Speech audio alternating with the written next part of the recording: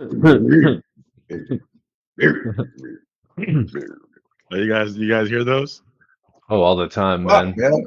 It's hard to listen to the podcast while that fucking running. The CPAP machine is on when he's awake. I try to cut that stuff out as much as possible, but Hey, I'm gonna need you to get like some. I'm gonna need you to get like a little all that. I need like a blooper reel that we could just.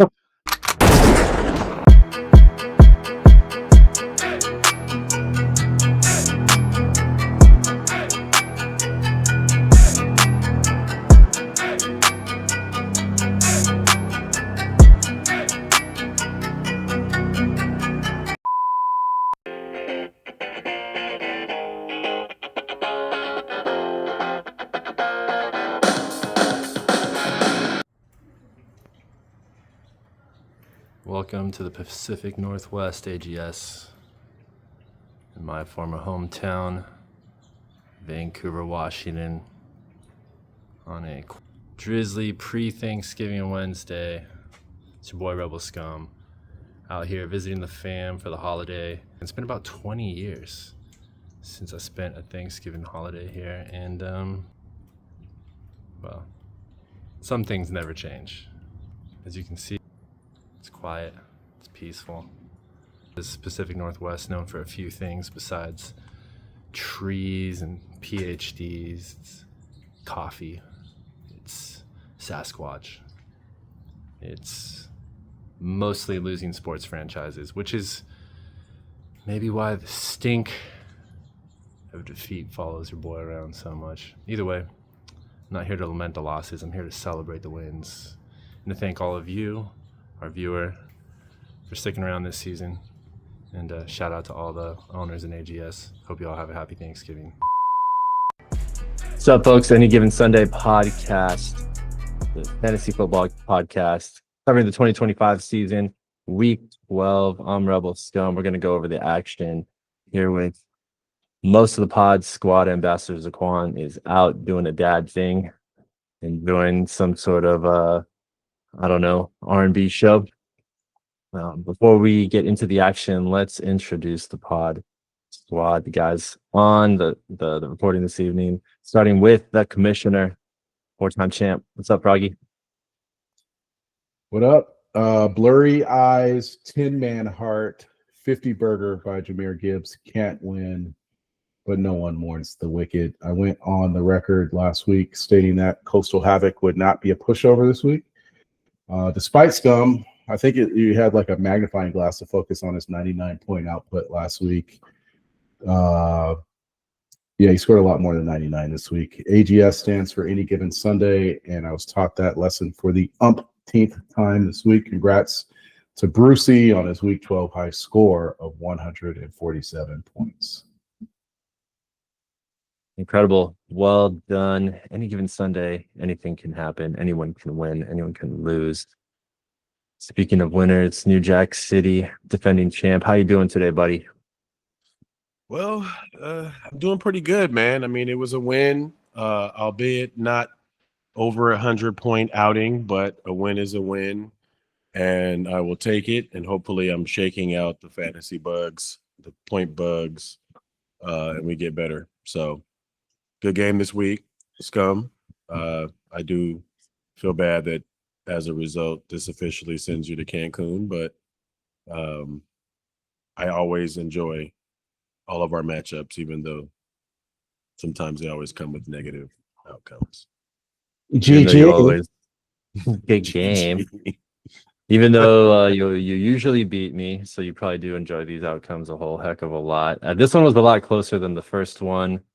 As you folks can see, I'm broadcasting from the ulterior digs tonight. This is my mom's quilting room, and I was hoping to stitch together a comeback for the ages.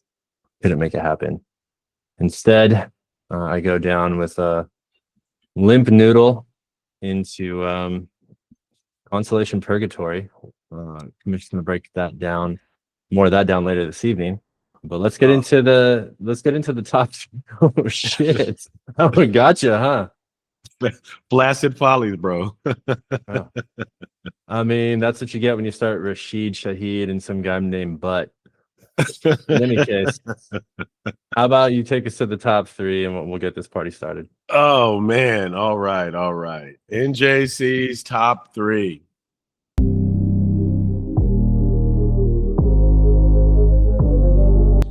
Before I start, I will want to give a shout out to the Brothers of Kappa Alpha Psi Fraternity Incorporated. Yesterday was officially my 23rd anniversary into the fraternity. And I just want to give a shout out to my brother, Mario Gutierrez, other brothers at Upsilon chapter. And yes, yo. All right. NJC's top three is live. Welcome to the fantasy segment that hands out roses to the winners and eviction notices to the losers. If your team underperformed, turn down your speakers because we are about to parade the teams who decided to dominate. You're about to hear the scores that prove the phrase any given Sunday is still real. Thank you, Coop, for setting off exactly what we talked about. So let's get to the carnage. Oops upside your head. The controlled demolition. Oops upside your head. You didn't just beat T. Ruth. You surgically removed the hope from a struggling 4-17. This was a clean, business-like execution that proves one thing: you're not here for small talk. This was a professional hit. No flash, no drama, just maximum efficiency. T. Ruth showed up with their lunch money and Oops took it all, tossed it in the air and left. So look at the balance. Caleb Williams at 28. CMC is always 24.5 points. I guess they decided they wanted to win. Devontae Adams looking like a late season steal at 21.5. And Bruce's team put up a modest 107.5. But against this lineup, it was always a little bit too late. Oops said, sit down, be humble. And now they move to a comfortable 7-5 and a win that in a most brutal way. Number two for the week. Who's coming in second? The Rudy's retirement party, 123 to 62.5. This is our number two win of the week. But the real story is utter humiliation of Rudy's. Who's coming in second didn't just beat Rudy's. They put their team in a body bag and dropped it off at the waiver wire. 62.5 points, Rudy. What are you doing? This was a charity event, and Rudy's was the donation. The winning team didn't need to be spectacular. They just needed to be competent. While Rudy's offense suffered a full system collapse. This wasn't a loss. It was a surrender with extreme prejudice. Quick analysis. Who's coming in second secured the win with contributions from Jacoby Brissett with 26. Cook he was cooking with 20.5. And they played well. And Rudy, it really wasn't that difficult because Rudy made it easy. Multiple starters in single digits, including concussion Higgins at 6.5 and old Kyron at 4.5. Rudy, that score, looks like your team was always, well, the whole team was on a bye week. So good job. Who's coming in second? Looks like it was who's coming in Rudy this week. And the game of the week, Coastal Havoc, the biblical upset. Our number one win of the week is the one that shook the entire league's foundation. Coastal Havoc taking down the undisputed giant Seabird Frogs, 9-2 versus 2-9. This wasn't an upset. It was a biblical level disaster for the Frogs. This is David versus Goliath, except David showed up with a tactical nuclear slingshot. The Frogs thought they were cruising to the playoffs, but Havoc said, not today. They didn't just win, they torched the league's top team and blew the title race wide open. High score to the Havoc. Looking at the score, 147 to 135, it was a high-scoring battle, but one man was the difference, Jahmyr Gibbs, who went full Super Saiyan and dropped a league-altering 54.5 points. The Frog star Stafford dropped 32, but it wasn't enough to withstand the Gibbs bond. When a 2-9 teams beat a 9-2 team with that kind of firepower, you know the league is in chaos. Coastal Havoc is dead. Long live the Giant Slavers. That's it for NJC's top 3. If you lost this week, change your display name to Rebuilding and start planning for next year. You've been listening to NJC, and I'll catch you next week for Fantasy Chaos. Your rent's due, mother. Watch your mouth. Thanks, guys.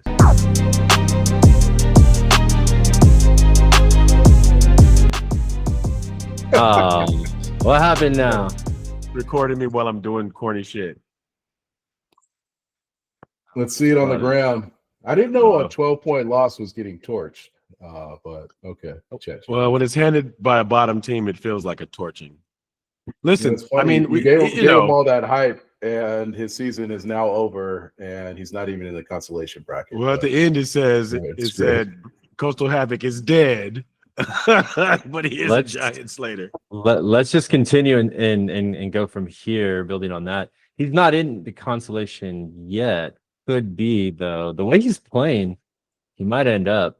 And I could be an unfortunate team that gets bumped out. You never know. He could be dangerous if he makes it. I think I have the tiebreaker against him because I beat the Vussy. I beat the Vussy up. So I got that one. I But like that one. 54.5 points. I thought I read something about Jameer Gibbs making NFL history with that performance, but since I don't have it was facts definitely on that, the best performance of fantasy football in the year of 2025. pretty amazing. Couldn't have felt good, but hey, outside of that, you had him, so you got to feel good about that. Your team still performed well, 135 points. Yeah, fuck it. You know, that's an outlier performance there by, or an outlier win perhaps by Havoc. I wouldn't say outlier performance because he is putting up points, or has been all season long. And 9-3 drops you down there, but as we'll find out later in this episode, you know, your seeding is still looking pretty nice. But what are your thoughts on this loss here, Frog? Where were you too? Were you at the game? So you had to kind of.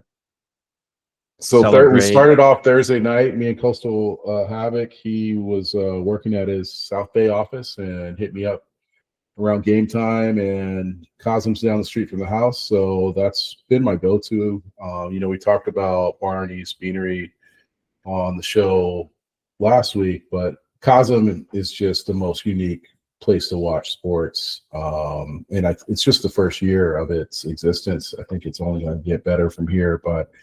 There's I think 4 locations nationwide. There's one here near SoFi Stadium, and they have multiple options, multiple floors. It's a 3-story building. You have your regular sports bar, giant screens, games, but the best part is this giant dome, which is kind of a miniature version of the Sphere in Las Vegas. It's a giant dome, and to me, it's the second best place if you can't be at the game in person. Cosm's the second best thing. Ticket prices are almost damn near as much as going to a game. But we went there. We found the last 2 times we've gone, we've got general admission tickets. So for $12, we get in. We went to the 3rd floor. You can see the dome. And we had a super kind waitress. You know, Bruce was ordering some high-end happy hour drinks, and I think she thought we were her best customers of the evening.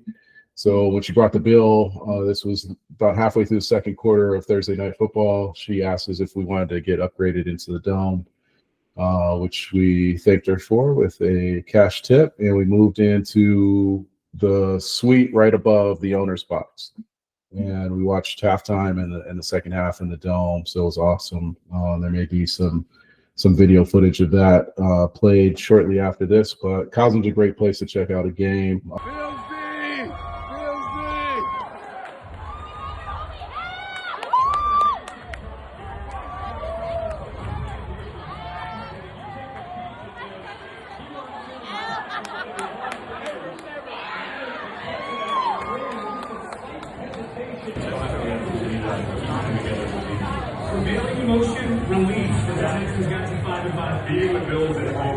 AGS podcast taking in week 12 with Coastal Havoc.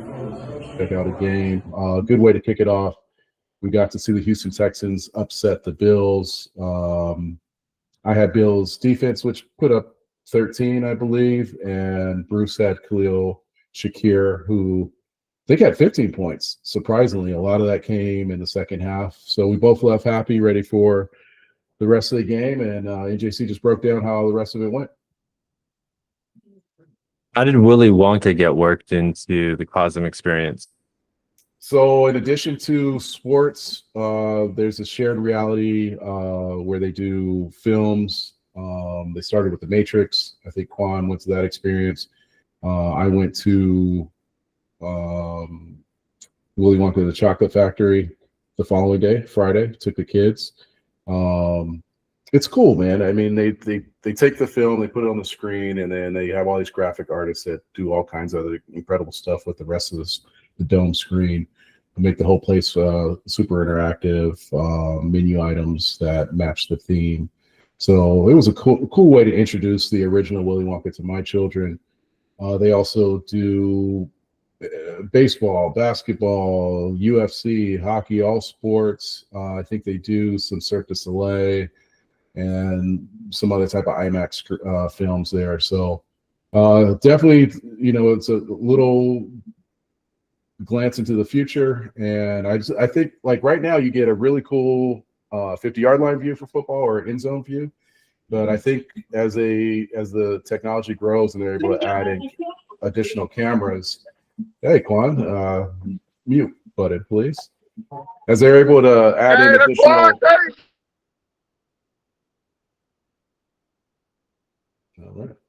All right. Additional cameras.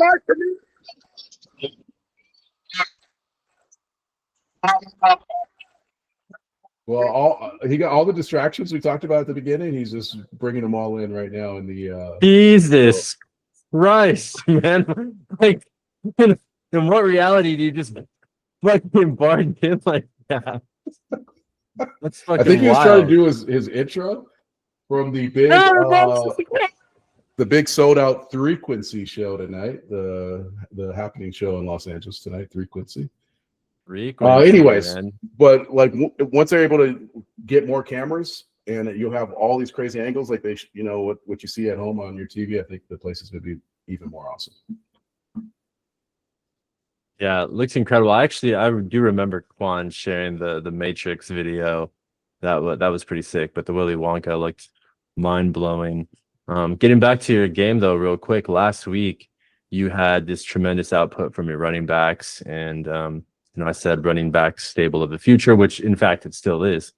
But the pendulum swung the other way this week, and interestingly enough, the two most controversial players of 2025 AGS fantasy football came through with about 76, 75 and a half points, and really drove the engine for Havoc. Yeah, I think that's poetic justice, man. And I fought for Havoc's franchise. It was Bussy at the time to hold on to their key pieces, Gibbs and Genty. And of course, what else would the fantasy gods do but bless me with a combined 76 points?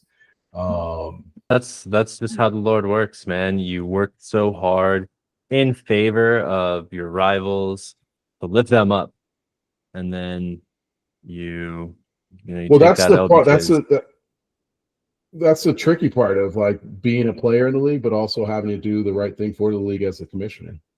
So I'm not surprised, man. My second loss to a last place team this year. Their highest score of the week for Havoc. I have the second highest score in the league. I would have beat any other team, so I'll take that. These one-offs during the regular season can happen. But I'd much rather be going into the postseason scoring, consistent 130s. I think that's good. That hopefully should hold up well in the postseason. I understand and I agree. I just, as long as I get a win, I don't give a shit how it happens. Because I'll take a win in the championship under 100 points as long as it's a win. A win is a win. Oh, did you feel like that was directed towards you, NJC? Oh, no. Did you feel like the response was directed towards you? Well, you turned it into yourself when I was just talking about my game. Well, I mean, Nick gave me the microphone, and I would have to respond after, your comment. I feel like that I was just did. a I natural did progression. because you look like you wanted to say something. The It was the smile came facial up on your expressions. face. It's like you were asking for the mic. No, Yeah. you know what I'm realizing? You know what, Nick? I think you're gonna agree with me. Coop does do this. He'll make a comment that is directed towards you, and then literally, genuinely say, "I'm sorry. Did you take offense to my comment?" And you're like, "What the fuck?" This happened last week.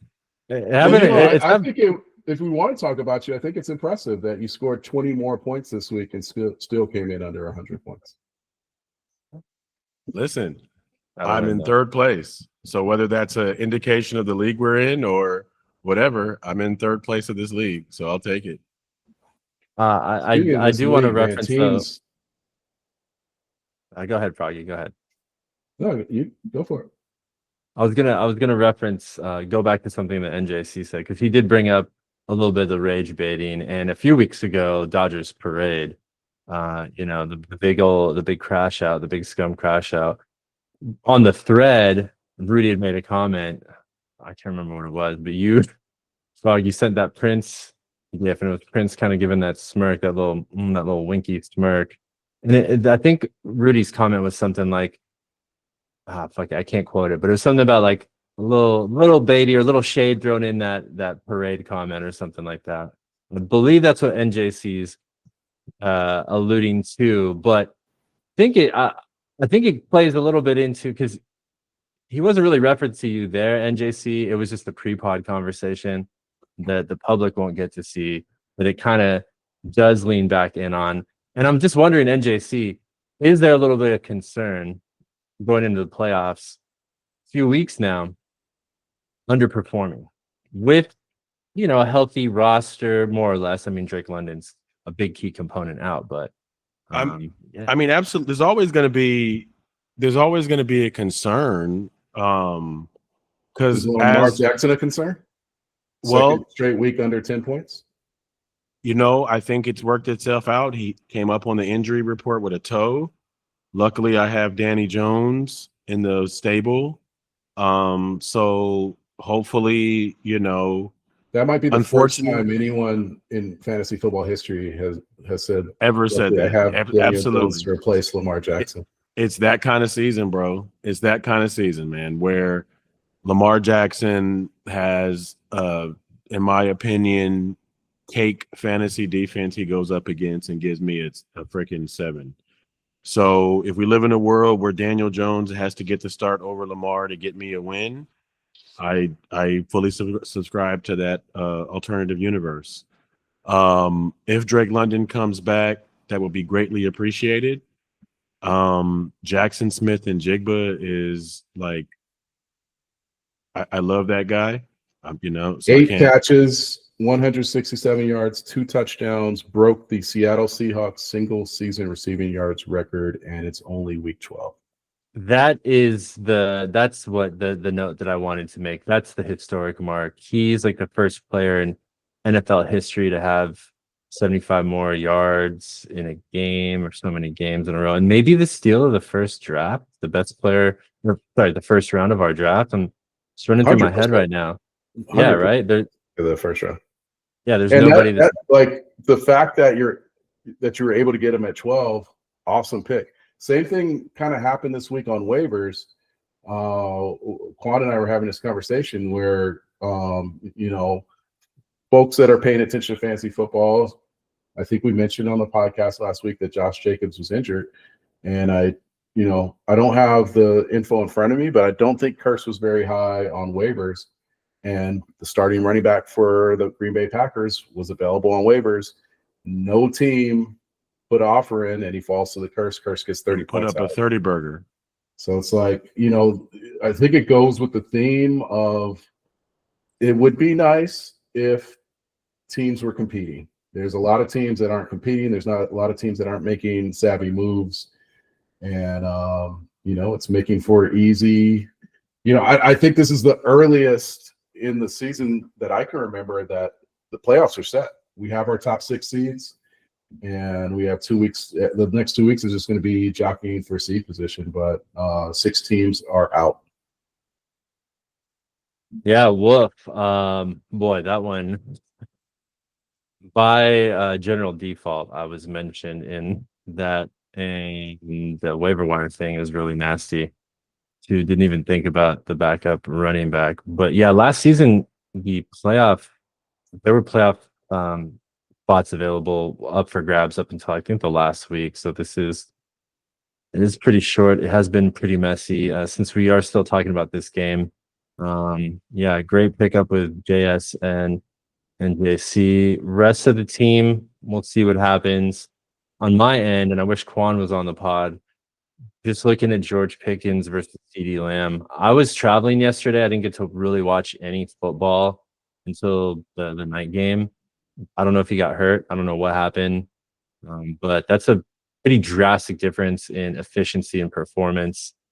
And really the only person on my team that may see the roster again next season that did anything this week. CeeDee Lamb was outscored by George Pickens by 18 points. There is some serious competition for Dax balls in the Big D Super Pause. Wow. Yeah, I'm gonna let you go ahead and have that, but well, I was trying to get it out, and you're giving me the old Quan here, interrupting me while I'm trying to speak. Man. Ruin the judgment. 2 weeks are up. Yeah, and that's really all I got to say about that. Ugly win for you, bad loss for me. We'll see how this thing shakes out. Moving on, unless there's anything else to say about that turd burger. Moving on to if I could just, we kind of went past my game, and I just want to give Coastal Havoc his flowers. In his first month in the league, he strung together 3 victories. When the franchise roster was drafted, I thought it was competitive. It just needed an owner that actually cared about the roster and uplifting it. And you can see what happens when you have an owner that cares and makes the right moves. He got his first $30 high score prize. I believe he's going to be an owner to reckon with for years to come. And if he sneaks into the consolation bracket, it might happen sooner than we thought. I mean, good for you, man. You did really play well. You got a great team, and you're managing it well.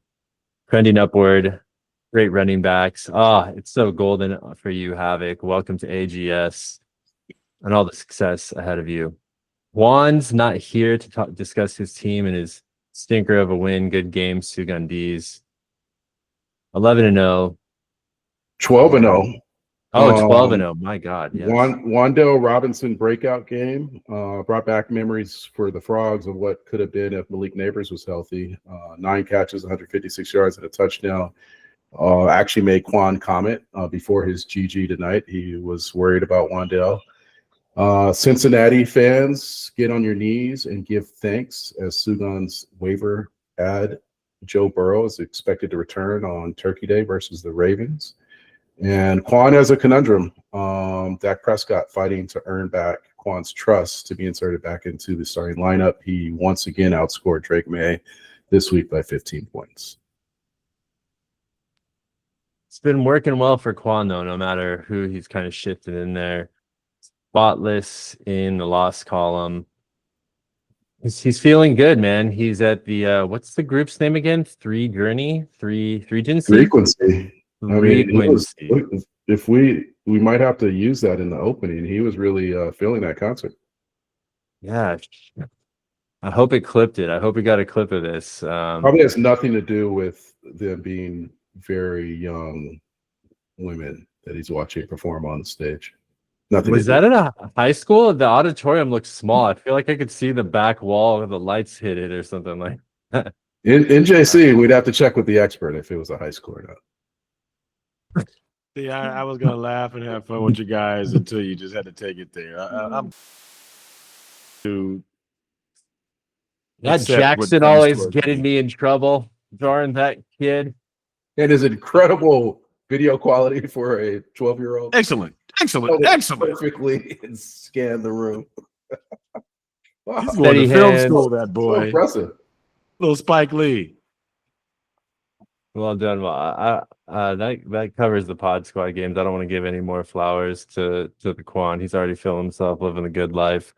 We did have some other folks play some other games this week. The curse you mentioned, always savvy. Oh, there is something to be said though about having some juice in the huevos left, and the curse has a lot of fantasy juice left in those huevos. So scouring the waiver wire, I should have said pause probably, but A little since we bit. just rolled through. Well, it's easy for him because it's his player, but there was a time in AGS where like we would block each other from getting people's backups, and Yeah, other teams would try to pick up players. When you have rosters with Rudy comes to mind. I mean, I think every single player on his roster outside of quarterback was single digits. Like I was actually players out there that score game points. Yeah, like I could use them for sure. There's nothing Rudy could have done. Baker put up 4.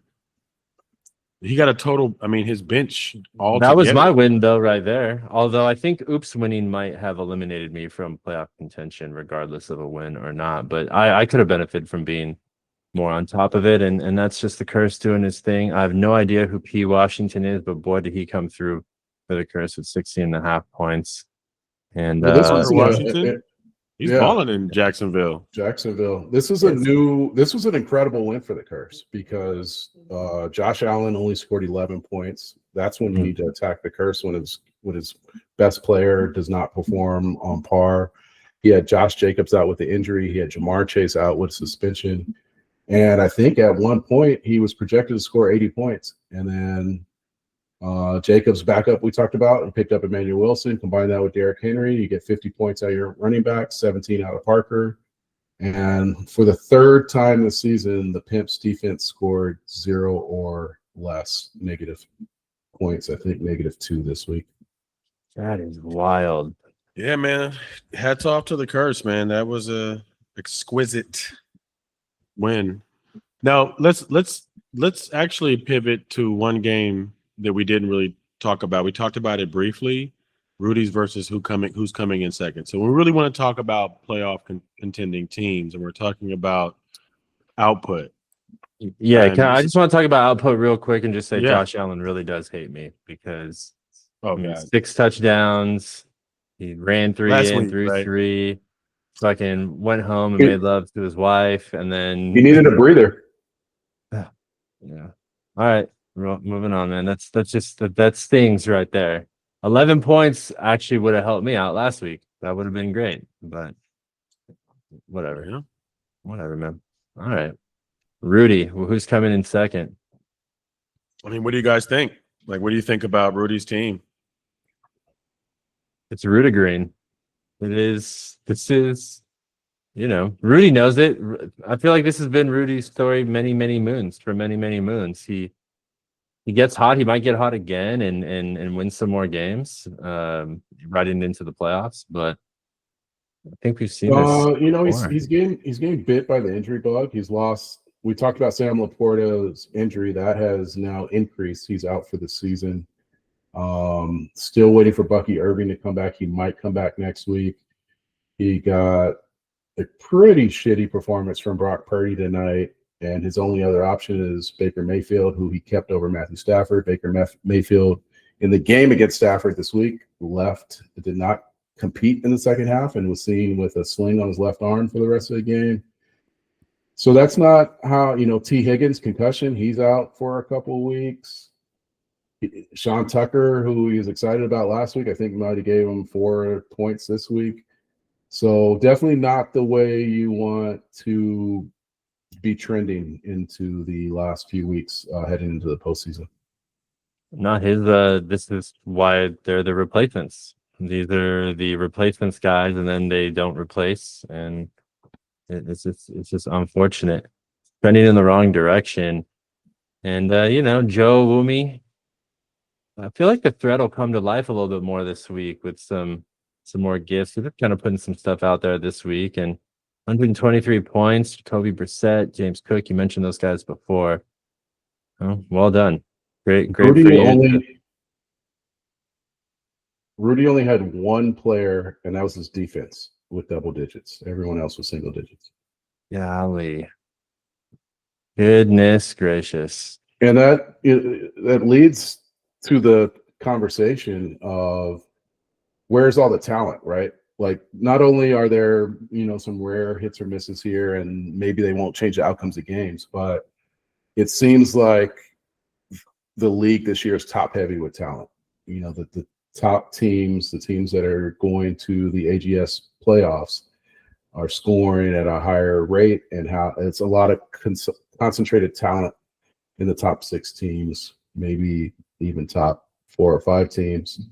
And it's just not trickling down, there's a lot. We have a 77, an 84, a 62.5. Those are some really bad fantasy football scores.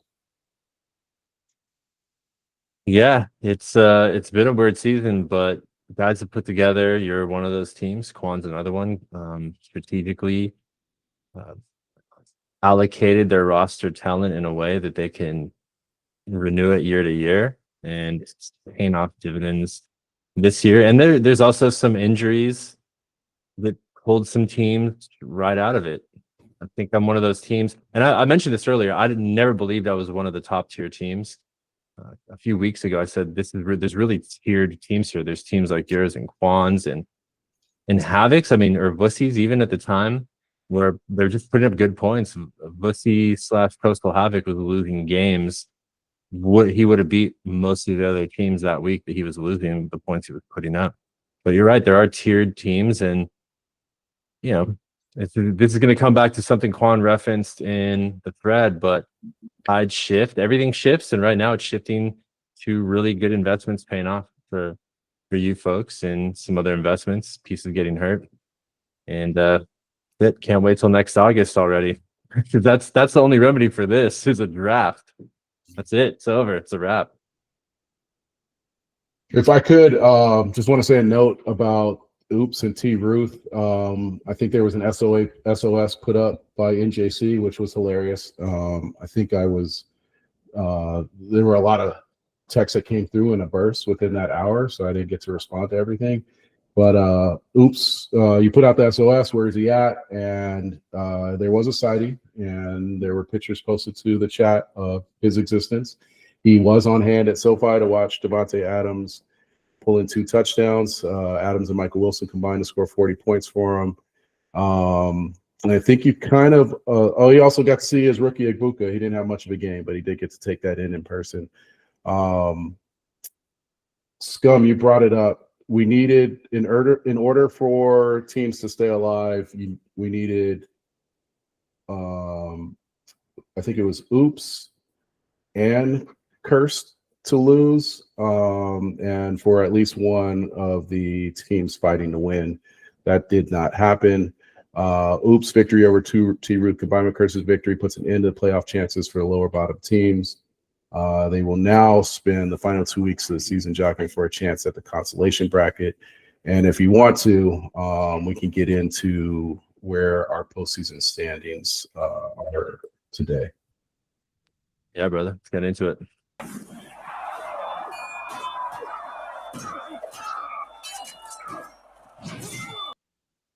All right, I'll start with the bottom and work our way up to the top. Currently, our bottom 2 teams do not get to advance to the postseason, and in first place there, or last place, Sugandese, and coming in 11th right now, Coastal Havoc. We have 2 weeks to go, so these are all just placeholders to see how the results for the next weeks come out. Consolation bracket right now, that is seeds 7 through 10. Our number 1, 7th seed overall. The number 1 seed in the consolation bracket is Rebel Scum. If the consolation bracket was to start today, you would be playing the number 4 seed, our 10th team, who's coming in second. The number 2 seed is Ruth, and they'd be playing the number 3 seed, Penthouse Pimps. An interesting note about all 4 consolation bracket teams, they're all tied right now, I believe, at 4 and 8. So a lot of work to figure out all those tiebreakers. So we have 2 weeks to see if that shakes out a little bit. Seeding currently, how does that look? Currently, we have the number 1 seed, 12-0, undefeated. At this point, I believe he's locked up the number 1 seed. There's only 2 weeks to go. So worst case scenario, he's 12-2. So congratulations, ambassadors of Quan. You've locked in the number 1 seed in the playoffs and a first round bye. Right now, with a record of 9-3, that's where I stand. Currently, the number 2 seed currently would earn a bye, but there's 2 weeks to go. And NJC and Curse are breathing down my neck. I play the Curse, I believe, in week 14, so that game will probably have large implications on seeding. Right now, the number 3 seed is our co-host NJC. Number 4 seed is the Curse. Number 5 seed, Rudy's replacement, and number 6 seed is Oops Babies. So if the playoffs were to start today, Quan and Frogs get a bye. NJC takes on Oops. Curse takes on Rudy. Yeah, that's some tasty matchups right there. And then the top seeds, you would play the lowest remaining seeds, correct? So Yeah, Quan could, would play the lowest remaining seed, and I would Yeah. play the highest remaining seed in the so semifinals. potentially Quan could face Cousin Collusion. Oh my goodness, I would love to see that happen because as it stands right now, Oops could go upside his head. But would Quan let that stand? That's the question. And he's not here to defend himself. Really disappointed he's not here because he said some spicy things on the. No, it wasn't that spicy. It got spicier later. I'm not gonna let that part slide either. I want to bring that up, but it started off with some friendly, jocular. My team's better than your team. Again, coming out of left field, nobody's saying shit. It's a Saturday morning. It's a lovely day. We just got the rains through. It smells fresh outside. It's bright and beautiful. And then Quan has to mention some shit about the Raiders not winning again. And, we kind of went in that direction. And I'm really... Sugandese said the word later to you, NJC. He called you weird. I wanted to call Quan weird earlier. Like, this guy is on one out of nowhere. He must still... I don't know what's going on with this guy. But, Quan, I'm glad you're a Rams fan. Congratulations, man. It must feel so good. Let's just see what the energy looks like when the inevitable fall happens. Okay. It's the good times now, and it's a good time to be a fan now. And history will show you there are plenty of fan bases that haven't won for a long, long time, and the fan bases are strong. And it is starting to look like you feel kind of bad. They're bailing on a piss-poor franchise and preying on their downfall forever, because Lord knows how you feel if in 5 years they're on top of the Super Bowl or football world, and you're just thinking about all those years you dedicated to some shitty teams. And then you mentioned something interesting, Frog. You said you asked him if he became a fan while he was in the Bay Area. I don't know if he answered that question again, but Well, he didn't answer it. He evaded it. I mean, I know the answer. And to Quan's credit, we hung out in college. He pre-pledged under, I guess, my tutelage as a member of Kappa Alpha Psi while he was trying to join. We spent a lot of time together. We played a lot of video games together. And I remember he's told this story because he remembered it well. We would play Madden. And I think during our battles, I just asked him, I'm like, Quan, who's your squad? And he didn't have one. And I'm like, come on, man. Yeah, everyone's got to have a team. So I think at the time, despite living, I think in Daly City, technically, south of San Francisco, he was at San Francisco State University. He chose the Raiders. We're in the Bay Area. I think the Raiders went to a Super Bowl against Tampa Bay. And I think John Gruden, and that's when, the Raiders player got lost in Tijuana. Interesting Super Bowl. But I think the Raiders were on top at the time. And that's the team he chose, which was a little weird living in San Francisco and choosing a team on the East Bay. But I'm sure the Niners were down at the time. There's a theme there with these bandwagon fans that they attach themselves to the team that's winning at the time. I thought it was interesting that it was promised that we were going to get a very detailed 20-year report about the Raiders versus the Rams franchise, and then 3 hours before we go on air, Quan ditches us for a 3 Quincy concert. Another interesting observation at the Rams game, they were honoring Aaron Donald. Everyone knows Aaron Donald. Everyone's got the 99 jerseys. They're calling him the GOAT. They're celebrating him. And then they pan to a lesser-known defensive player from the Rams' recent past. Michael Brockers goes on screen, and he gets a few cheers, not as loud as Aaron Donald.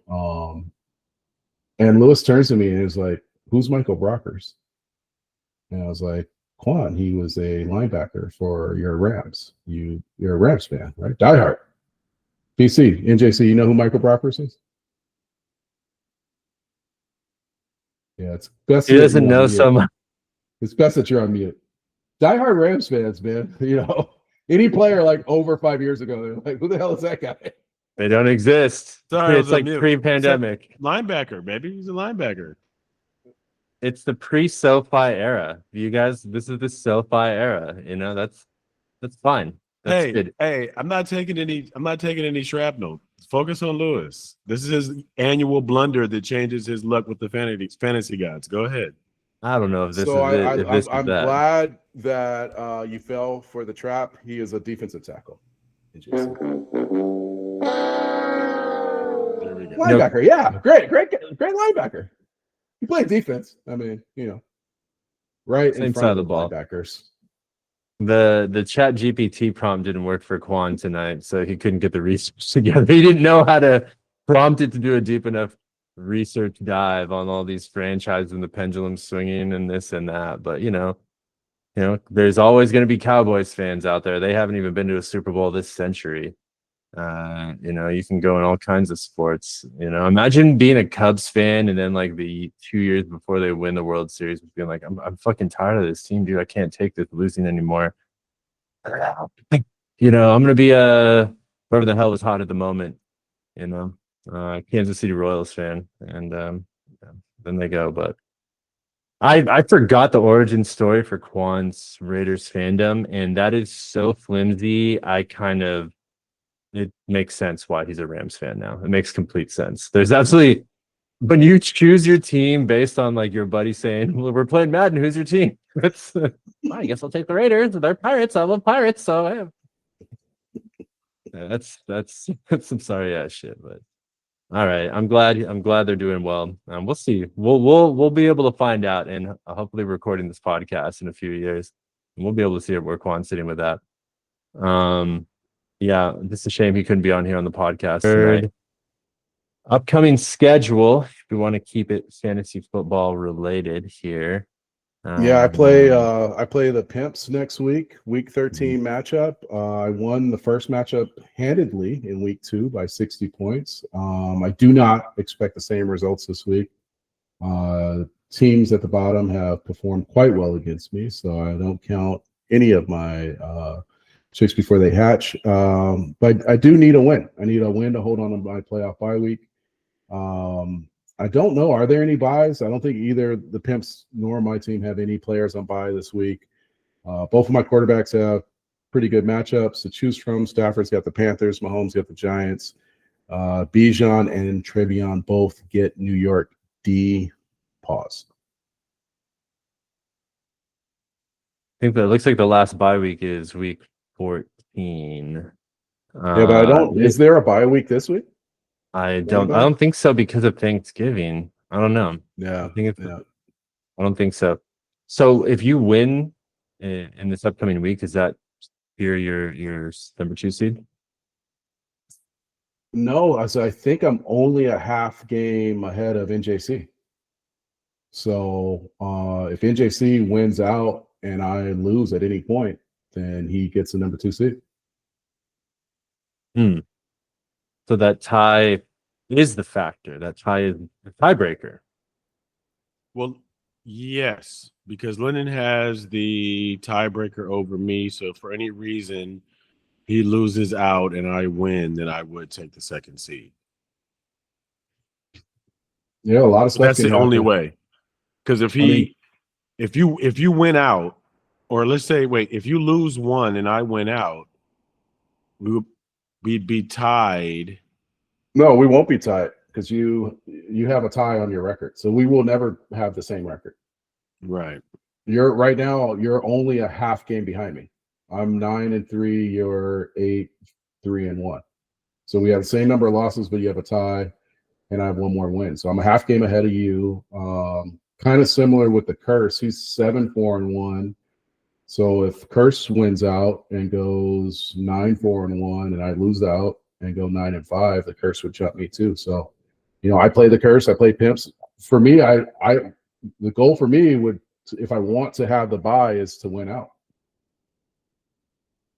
And I have, the Curse is going to be a tough game. Pimps could be a tough game. Who do you have, AJC, going out? So I have Oops. My biggest is playoff Oops, game, right? And then last week I have T Ruth.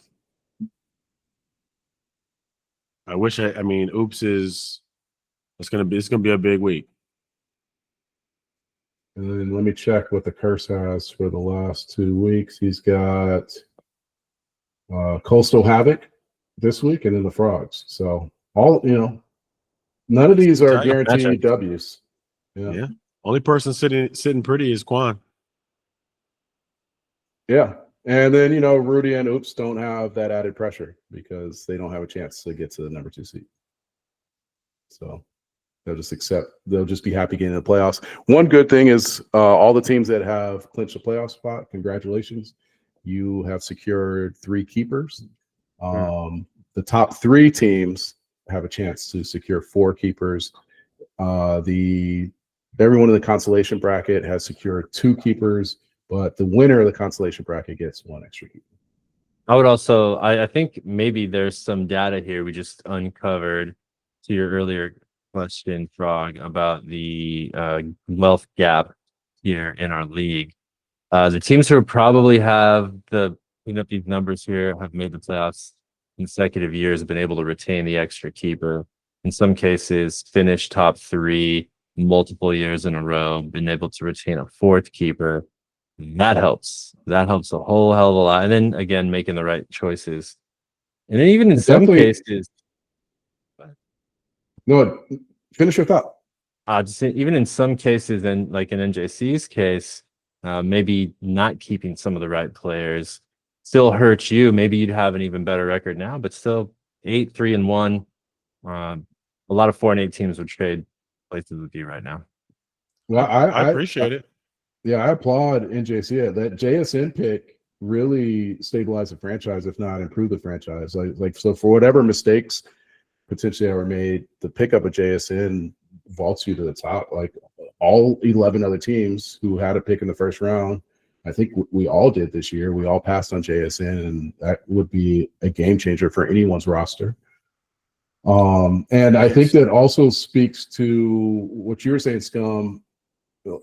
I haven't had that luxury. I haven't had 4 keepers in a very long time.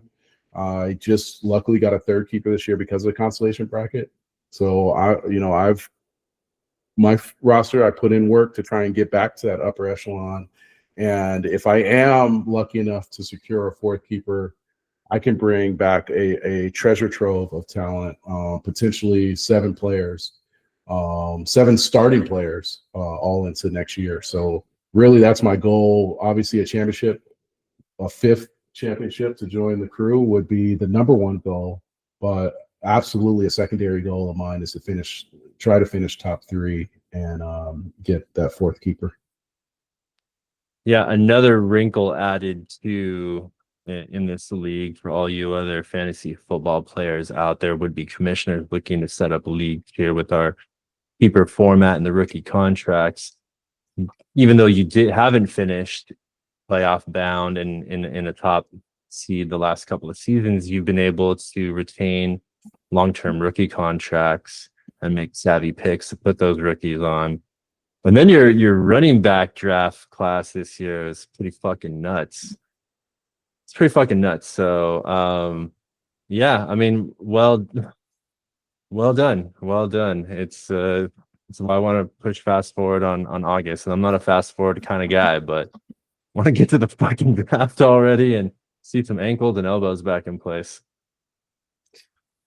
Yeah, I Speaking of ankles back in place, a bombshell, and this could be AI fake news, but apparently Cam Scadwell is not 100% male. Apparently his mother was born in Mexico. I'll all have to fact right. check that. I'll have to fact check that. But So when it maiden came name across, is Gutierrez, but married name is Scadaboo. Marta Scadaboo. that's where he gets Okay. the swag from and the height. Okay, maybe the juice too. Who knows? Damn, losing that guy really hurt. I lost my fucking train of thought. Ah, dang, I was gonna try Well, to. let me ask you, man. I mean, Yeah. because like your roster has like had a very interesting trajectory, right, this season, right? Like at first, like our first Trajectory couple down? podcasts. Well, think about it, right? The first couple podcasts, we had jokes on the draft, right? And then by week 4, we were like, oh shit, Scatterboo hit, Jordan Mason was hitting, like you had some things trending up, right? And then it was like it's been kind of a rocky, kind of a roller coaster. Like, what do you think of like talk about that? Yeah, I think about it often. I think about it this week when I saw JSN do what he did, and I thought, golly, man, like I always want to think I'm smarter than myself and not go with the most risk averse method. And it's like, dang, him and Pickens would have looked pretty nice this week. And in most weeks, because Pickens has been pretty steady all season. I just made a bunch of bad gambles and needed all of them to take off. And also didn't expect Caden Daniels. I mean, the injuries are always a risk, but you don't plan on anybody getting injured when you're building your roster. Like, I'm just gonna set these guys up and do this. And we already know we don't need to revisit the butterfly effect. There was just more stability I could have brought in there and give myself a better shot, and also have myself probably more engaged to be savvy during the waiver wire picks when I needed to fill those gaps, or maybe those whole. I can't avoid this homosexual window. These gaps and these holes. Gaps and holes. Pause. But so, I took a lot of risks and it just didn't pay off. And it's kind of burned me. It's burned me the last couple seasons. I had a really good opportunity. This is a deep butterfly effect dive right here, because when I finished third, I had 4 keepers and I made 4 choices with those keepers, and I really haven't recovered since then. It was like Justin Fields, and it was I think I let Brandon Ayuk go, and Brandon Ayuk's Rudy picked him up that year, and he was great for Rudy. So I just, the margin of error in this league, be on one side of the fence or the other, is very thin. It's very thin, and it's getting thinner now with Coastal Havoc joining the league. And Oops, I'll give Oops credit, man. Oops plays the game, and it's just more difficult now. So, Well, you started off with the roller coaster analogy. So at this point in the season, it's where it's kind of coming into the station. The brakes are hitting. It's those little clicks. It's just slowly coming into an end. It's time to get off the road. The roller coaster has stopped. The season is over. It's time to unbuckle, push up on your restraints, and head on down to Mexico. And if it's in JC, you throw up in the trash can, because I get sick of that shit. I was about to say, this feels like the part of the ride where I'm like, I get off a little woozy. This is a little pro tip: don't slam a couple IPAs and then go on the credit coaster on an empty stomach. Okay, that's just a little pro tip there. Don't do it. Yeah, I have one question. I do have one question that we kind of it kind of popped in my mind as we were saying it. So every year, Nick, and this is not a poke at you. Every year about this time, you do have the C'est La Vie conversation where you begin to hate fantasy because your reality becomes written in stone. So I'm going to do something different this year with the hopes that next year we can grow and learn. So let's like with everything, right? With the thinning margin of error, the unaccountability for injuries or whatever, what have you learned? What are you going to take different into next season with the philosophy? Is anything going to change? Are you doing anything different? What are you going to do as far as your strategy going forward? Don't keep two quarterbacks. It's tough. It'll be tough to determine that until I know whether or not I get an extra keeper. But the Josh Allen, he goes to Josh Allen is real. The hunt may live on forever. I mentioned this in the thread. That's the kind of thing that makes me never want to let go of Jaden Daniels, because we've seen this happen with guys get hurt and then folks move off dudes. And then it was 1 year of a long career. And it's tough to tell. It's tough to say. But if it ended today and I had two keepers, I think I'd keep JD. I'd probably keep George Pickens, and then I would get as many running backs as I could. I don't know what the rookie, like Caleb Johnson, that's truly a developmental prospect. That's wow. That was a first round pick, man. I think about that guy just sitting like an anchor on my roster all season long. And then JSN pops up, or Igbuka pops up, or You could either have the number one receiver in fantasy football or a running back that has 0 points. It's a big swing there.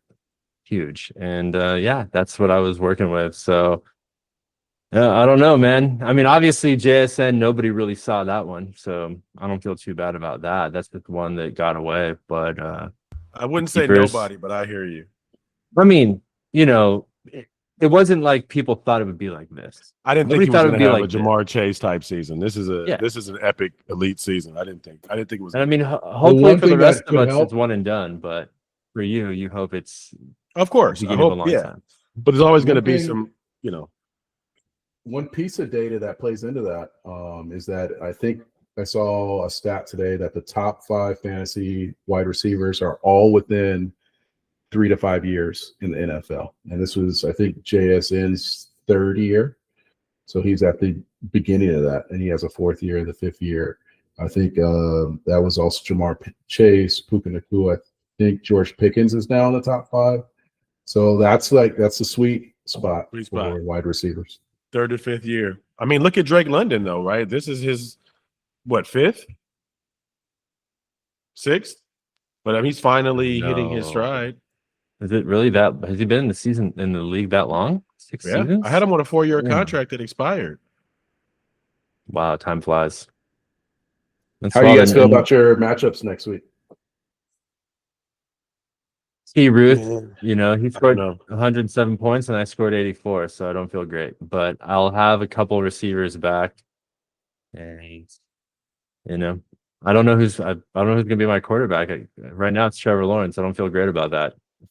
Terrible. So you're saying we're gonna have our 7th toilet bowl of the season? I think it's gonna be real stinky, man.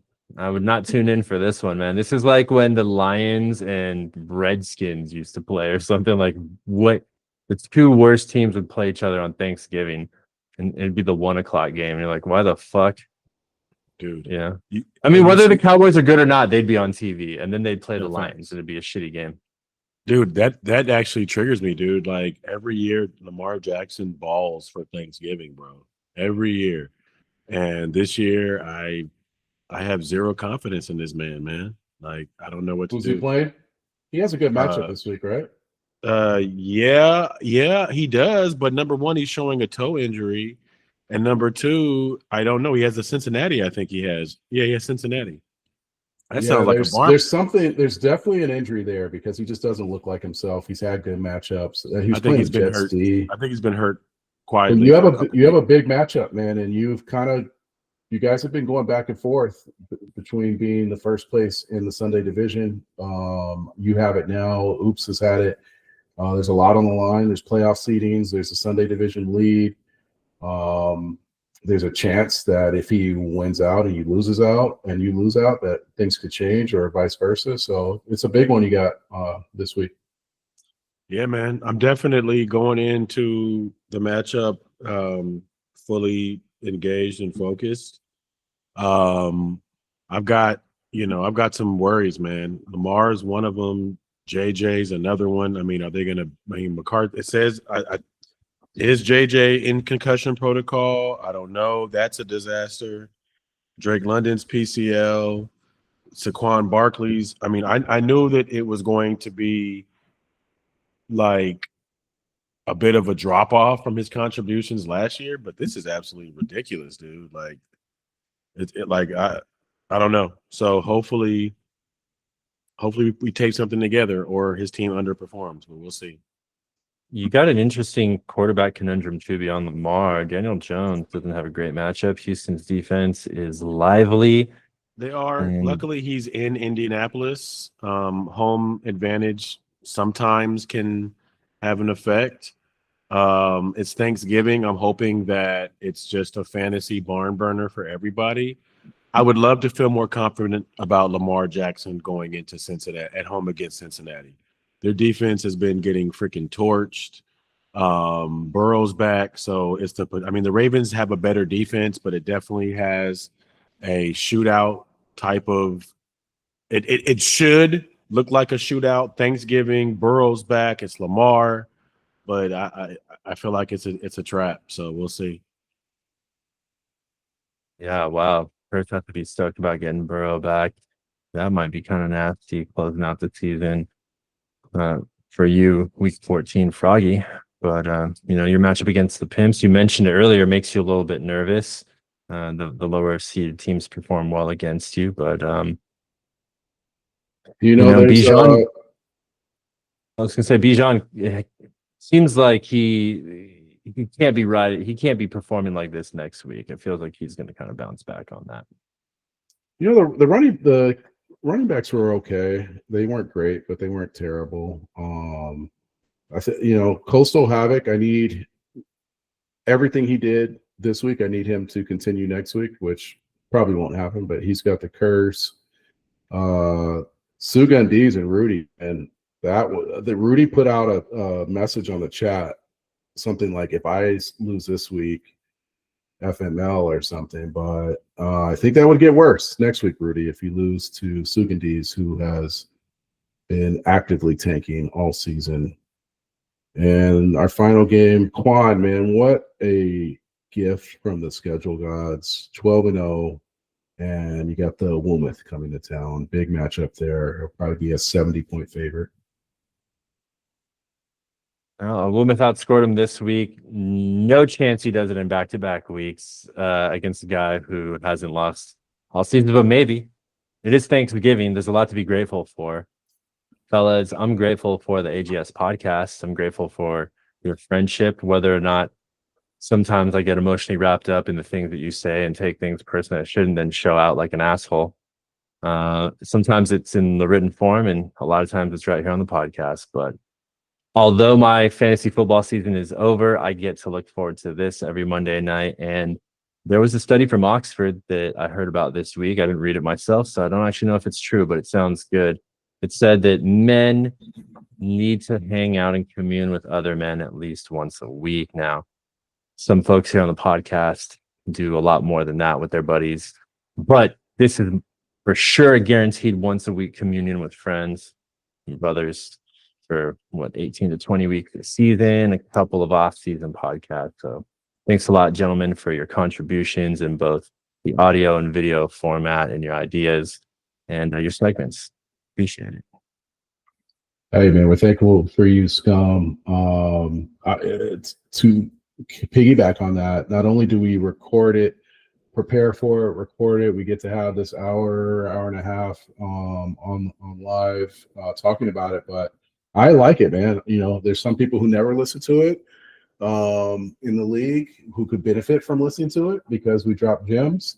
But I look forward to Thursdays when it comes out, logging on to YouTube and just driving around the city listening to this, man. It cracks me up every time. There's jokes that I missed while we're recording that I catch in the re-listen.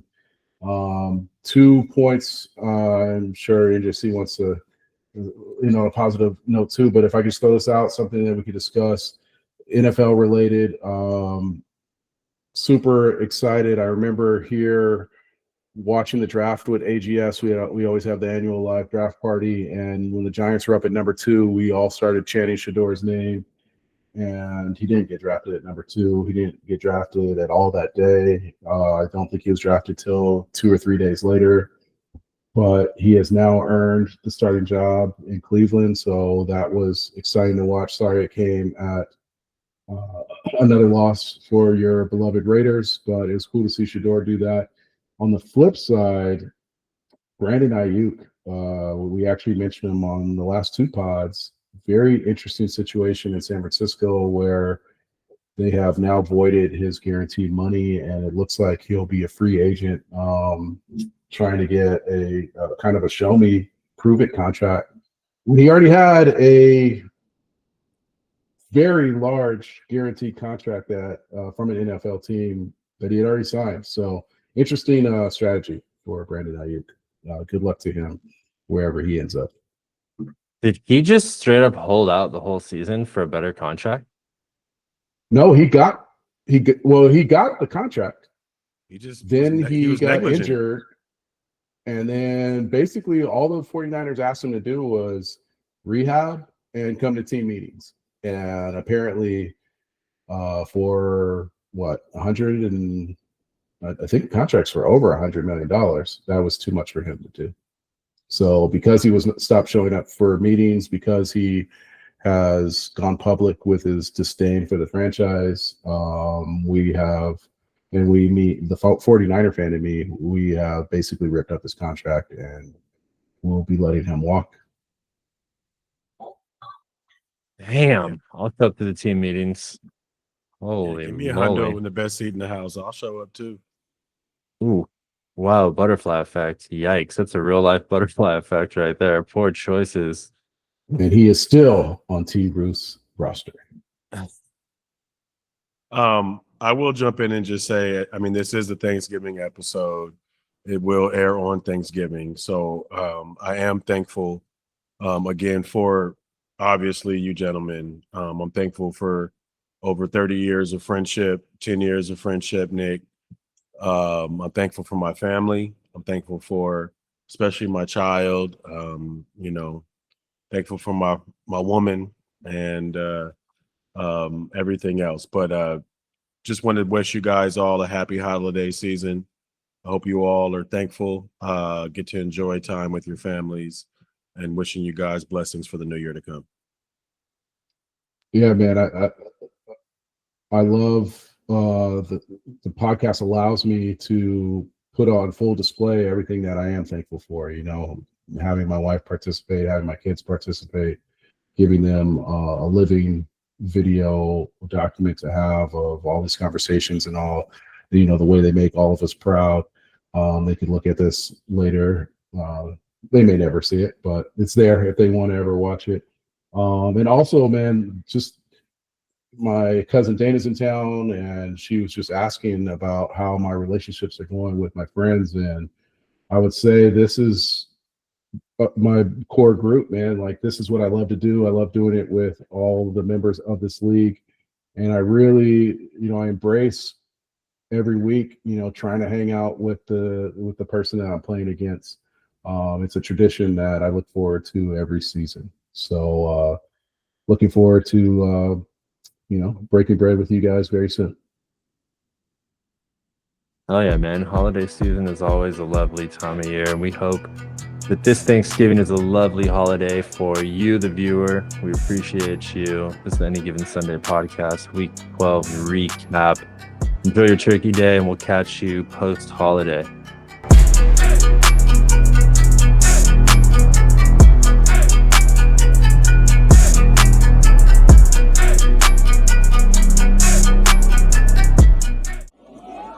Second and 1, Gibbs picks up a Lions first down, still going inside the 30. One man to beat, it's Belton. And Belton brings him down. Ball for them. On first and goal, it is Gibbs, reaches across, touchdown. After him as if it was 0-0. Right, the blown leads have been well documented. There's Gibbs. Belton couldn't bring him down. Holland chasing after him. And Jahmyr Gibbs is into the end zone for a Lions touchdown. I'm going to keep watching that. There's Gibbs on first down. Jahmyr Gibbs across midfield. One man to beat inside the 20, the 10. Touchdown on the first play from scrimmage.